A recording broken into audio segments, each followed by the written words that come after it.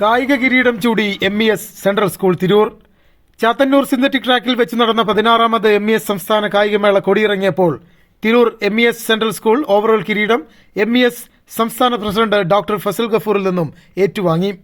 4 വിഭാഗങ്ങളിലായി 92 ഇനങ്ങളിൽ 600 കായിക പ്രതിഭകൾ 2 ദിവസങ്ങളിലായി മാറ്റുരച്ച മത്സരത്തിൽ ഇഞ്ചോടിഞ്ച് പോരാട്ടത്തിനൊടുവിൽ 177 പോയിന്റോടെയാണ് തിരൂർ MES സെൻട്രൽ സ്കൂൾ കിരീടം സ്വന്തമാക്കിയത്.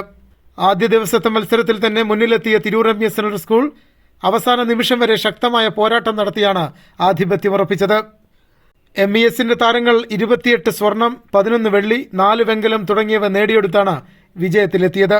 വ്യക്തിഗത ചാമ്പ്യന്മാർ under 12 boys Muhammad Aman CP, under 19 boys Noshin Muhammad Ashraf, under 19 girls Nitha KK, under 17 girls Nimna Fathima PP, Shamsudheen KN തുടങ്ങിയവർക്ക് ലഭിച്ചു.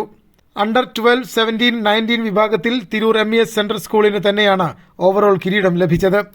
കായികാധ്യാപകരായ അജേഷ്, മിഥുൻ, റീതു, ജമാലുദ്ദീൻ, ദിഷ്ന തുടങ്ങിയവരുടെ നേതൃത്വത്തിലുള്ള തീവ്രമായ പരിശീലനമാണ് ഈ വിജയത്തിനു പിന്നിൽ. 113 പോയിന്റോടുകൂടി MES ഇന്റർനാഷണൽ സ്കൂൾ പട്ടാമ്പിയാണ് രണ്ടാമതെത്തിയത്. 9 സ്വർണം, 17 വെള്ളി, 17 വെങ്കലം എന്നിങ്ങനെയാണ് അവരുടെ മെഡൽ നില.